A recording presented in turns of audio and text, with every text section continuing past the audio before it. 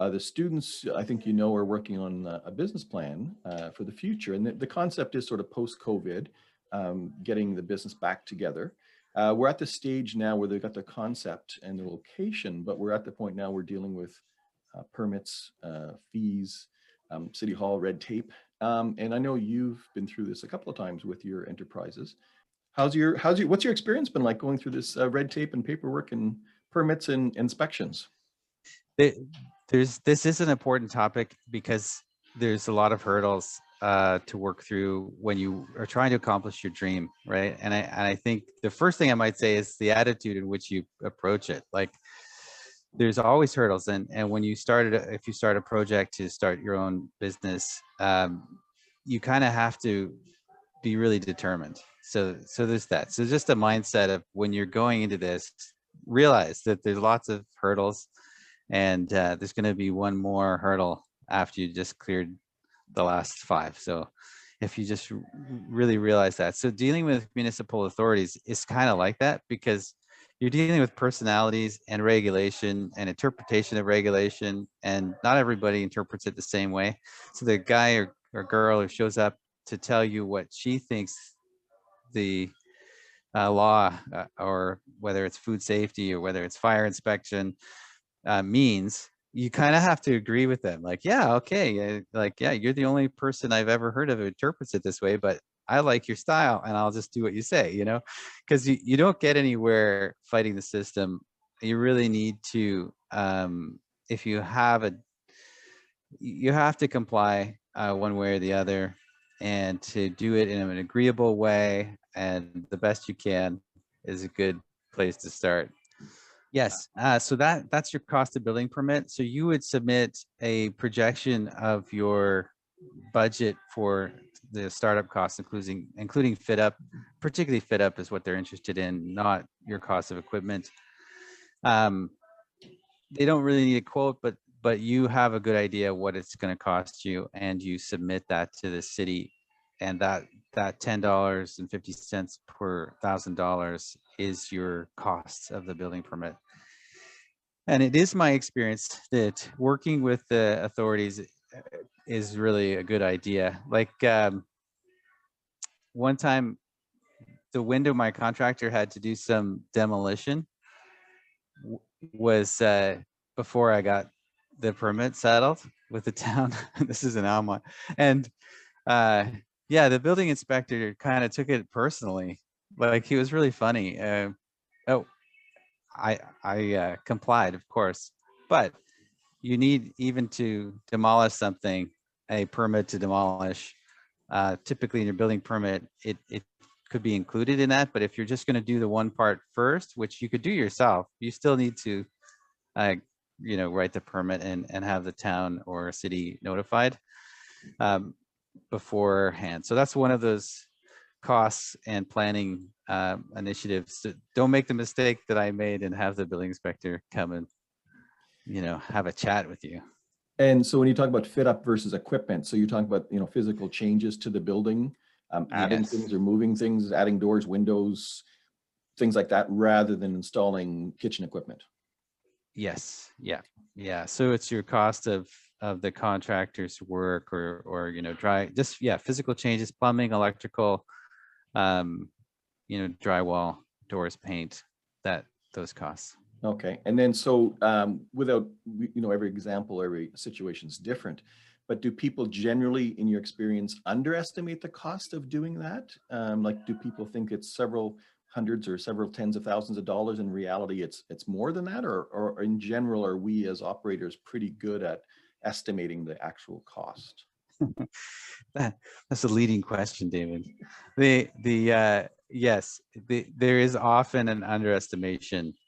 My experience is, particularly when you need to hire a contractor, you need to get a quote. Like, it's really important to get a quote, and also to know the business you're dealing with. Like, you don't want the contractor to come back to you and say, oh, you know what, at the end of the job, you're $20,000 short. It cost me that much. And you know what I mean? Like, you want a pretty good estimate. And it's better to have a strong estimate than surprises. Really, it's not good, especially when it's you're a younger person with your, or like it's your first project and you need a loan. You don't want to be short. Um, it's a rough start if you are. In city of Ottawa, it's good to send your the health santé, your plans as a drawing from an architect before you do anything. That's what they like. So if you start out that way, they're kind of you get assigned a person to work with, and they know what you're doing, and so when they show up to look at your site, they're not surprised. The other thing is that they could save you a lot of money. I mean, some people make a mistake, or their architect or contractor doesn't know the regulation as well. And if you don't have a hand wash sink in the right place, you might have to add it in. You might, mess with your plan. So it isn't a bad thing to review that with the health department right at the beginning before you do anything. Any feedback on the process of applying for a business license with the city? Well, it could be easier. It is a bit awkward. I think you just have to just go do it. Like you have to go and park and pay, and it's like, you kidding me? But it is what you need to do, and just take it on and get it done. Business permits and inspection, that's pretty straightforward, expected, I think. What about signs? It says here we have to apply for a sign and get there's a fee for that. Yeah, there's a fee. Yeah, there's a fee for it, and there's also there's different circumstances where that could be more important. But in general, the sign permit isn't that hard to get. There's not usually a lot of restrictions. There can be though, and so it's important to put the sign permit in, because if you don't want to invest money in a sign and have to take it down. So the other side of that is your landlord may also have certain restrictions on your signage or conditions that are in your lease, and that again, you could make a mistake and have to take it down. So. Okay. Liquor license, so that's separate. That's the provincial jurisdiction, and you have to go online, fully online, to do that permit. The Westboro location, you added beer and wine, I think, to that location, did you not? Yes. And my comment on this, it's very complicated, and there's a lot of municipal interests and different departments. So we hired there's a local guy who is a consultant to help you get the liquor license completed. But it is important that you're familiar with the requirements for fire as you dream up your plans, particularly the layout of a space. And so you have the right exits and the right number of seats, and because of the fire department, they have a lot of say in whether you're a safe place to operate or not. So it is important to deal with them well. And again, it's a bit of a variable in the personality that might come and knock on your door. Some people really have something to prove, and they can be pretty uptight about the little things. Yeah, just a little heads up there. The cafe seating is really just two chairs, or two tables and two chairs. It's more it's particularly where the city owns the sidewalk. Like if your landlord doesn't own the sidewalk, the city does. You have to have permission to put your stuff there, right? And they want to know how much you're encroaching on their space.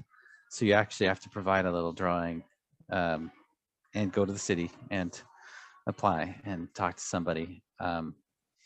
So that's how that works. And the patio typically is on private property. Now, where I think it even says in that paragraph where it encroaches on the city property, you have to be more explicit and probably write a little drawing so they can approve it or not. Are there one or two things that you've learned the hard way, maybe, that you'd really like them to pay attention to? It's good that they're preparing by taking some courses because you do have to learn the hard way, and there's still so much to learn.